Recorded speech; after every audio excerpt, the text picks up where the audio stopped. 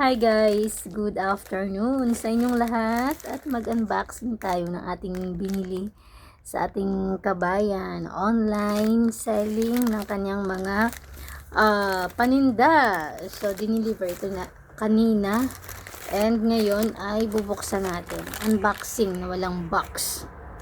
So, nabili natin ito ng 3.5 BD kasi nawalan na ako ng wallet. And nakita ko kagabi na nagla-live selling siya ng mga wallet. Ayan siya guys. So, diba mura lang? Nabili lang natin ng 3.5 dinar. So, pang regalo na naman natin kung sino yung mga magbe-birthday. Pero yung isa ay gagamitin natin. Kasi nga, yung wallet ko ay malalaki. So, pag maliit yung bag natin, kagaya nito, di ba nakaka ng espasyo. So ayan, maliit lang siya. Ayan siya guys. Ayan. So kasyang-kasya yung coins natin at mga cards. Ayan.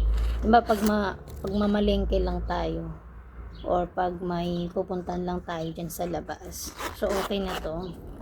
Ayan guys, ang ganda. So binili natin ay 3. So isang brown. Ayan. 3.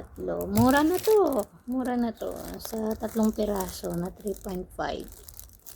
Tsaka isang brown din.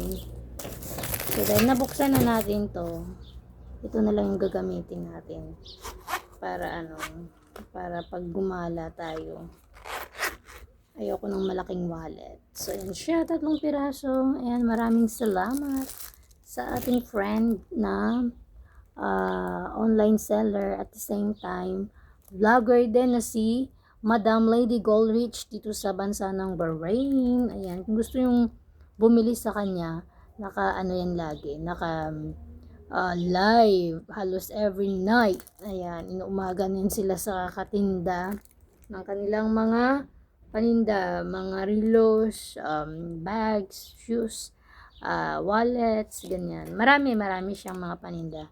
May restaurant din siya dito sa Bahrain. 3 ata or 2. And guys, yung ating nabiling wallet. Ay, salamat.